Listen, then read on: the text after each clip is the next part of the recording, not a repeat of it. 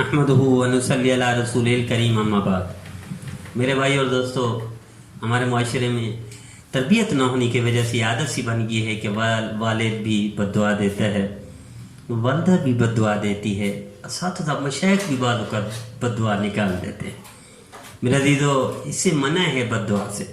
دیکھیں، ہم نبی کریم صلی اللہ علیہ وسلم کی امتی ہیں، اور ہمارے لیے اللہ کا حکم کیا ہے؟ لَقَدْ كَانَ لَكُمْ فِي رَسُولِ اللَّهِ أُسْوَةٌ حَسَنَةٌ۔ تمہارے لیے تمہارا نبی کا اسوہ حسنہ، سنت، تابعداری، فرمانبرداری ہی اصل ہے، اس کے علاوہ کچھ نہیں۔ میرے نبی کو کتنی تکلیفیں پہنچائی کافروں نے، یہودیوں نے، مشرکین مکہ نے، سخت ترین جانی دشمنوں نے۔ میرے نبی نے زندگی میں چند دفعہ بد دعا کی۔ میرے عزیزو، اس بد دعا کو بھی حضور صلی اللہ علیہ وسلم نے آخر میں ارشاد فرمایا، میرے اللہ، میں نے جن جن کے لیے بد دعا کی، اللہ میری اس بد دعا کو دعا بنا دے۔ آپ اندازہ کریں کہ میں اس کا ایک مثال دیا کرتا ہوں اپنے ساتھیوں سے۔ ہمارا پاکستان میں ہے، پاکستان اور ایشیا میں دیکھ لیں، طائف وال میں کتنا پتھر ہماری کتنی تکلیف پہنچائی، زندگی کی سب سے بدترین تکلیف طائف وال میں پہنچائی۔ نبی کریم صلی اللہ علیہ وسلم ان کے لیے بھی دعا کی تھی۔ اس دعا کا نتیجہ کیا نکلا؟ ٹھیک 100 سال بعد محمد بن قاسم وہاں سے آیا، کراچی پہنچا، دیول پہنچا، ملتان تک گیا، فتح کرتے ہوئے گیا، اور یہ پھر بنیاد بن گئی مشرق کی طرف اسلام پھیلنے کی۔ اگر بد دعا کر دیتے تو ہم ہلاک ہو جاتے۔ ہم آج مندروں میں ہوتے، گرجا گھروں میں ہوتے۔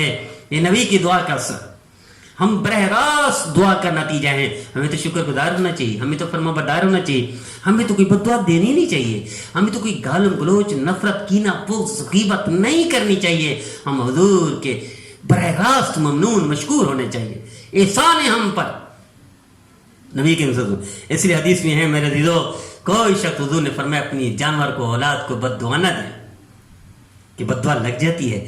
فرمایا ایک دوسری روایت میں حضور صلی اللہ علیہ وسلم نے ارشاد فرمایا، بعض اوقات دن میں 24 گھنٹے میں کوئی لمحہ قبولیت کا ہوتا ہے کہ شخص کوئی بد دعا دیتا ہے تو بد دعا لگ جاتی ہے، وہ قبولیت کی گھڑی کی وجہ سے۔ حضور صلی اللہ علیہ وسلم ایک دفعہ قافلے میں تشریف فرماتے، ایک صحابی نے اپنی اونٹی کو ڈانٹا اور بد دعا کی لعنت بھیجی۔ تو سرکار دو عالم صلی اللہ علیہ وسلم تو نبی تھے، نبیوں کے نبی تھے، وہی اترا کرتی تھی۔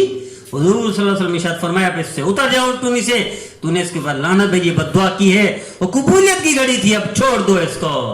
وہ بد دعا لگ گئی، وہ اونٹنی ملونہ ہو گئی، اب اس پر سواری نہ کرو۔ راوی بیان کرتا ہے، اب وہ جنگلوں میں ماری پھرتی تھی اور پاگل دیوانی پھرتی تھی، کوئی اس کو چھیڑ نہیں سکتا تھا، ہاتھ اور قریب نہیں جا سکتا تھا۔ اس بد دعا کا نثر تھا جو قبولیت کی گھڑی کے وقت اس سے نکل گئی۔ میرے عزیزو، میری درخواست ہے ہر مسلمان سے، خدا را بد دعا نہ دے، نہ اپنی اولاد کو، نہ رشتہ داروں کو، نہ اپنے شاگردوں کو، نہ اپنے متعلقین کو، نہ چھوٹوں کو، نہ کسی کو، خدا کے لیے۔ ہم نبی کریم صلی اللہ علیہ وسلم کے امتی ہیں، میرے نبی کی سنت دعا ہے، بد دعا نہیں ہے۔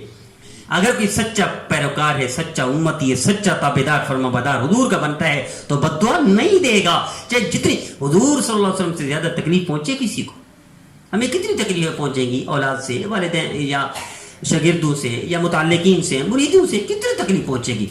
میرے نبی فرماتے ہیں، کسی نبی کو اتنا نہیں تکلیف پہنچائے گی، نہ تنگ کیا گیا، نہ دیت دی گئی جتنا مجھے تکلیف پہنچائے گی۔ حضور صلی اللہ علیہ وسلم سے زیادہ تکلیف دنیا میں کسی کو ہو ہی نہیں سکتی۔ دعا دی ہے، بد دعا نہیں۔ چند موقعوں پر پکے کافروں کے لیے بد دعا کی، ان کے لیے بھی فرمایا، یا اللہ میری اس بد دعا کو دعا میں تبدیل کر دے۔ آئیے ہم بھی اسی سنت پر عمل کریں۔ آج کے بعد جب بھی کسی پر غصہ ہو، کوئی نافرمانی کرے، لڑائی کرے، جھگڑا کرے، وہ چاہے مصداق بھی ہو لعنت کا، بد دعا کا، پھر بھی دعا کے لیے ہاتھ اٹھا دیں، اللہ آپ کو اس کا بدلہ دنیا میں بھی دے گے، اللہ آپ کو آخرت میں بدلہ دے گا۔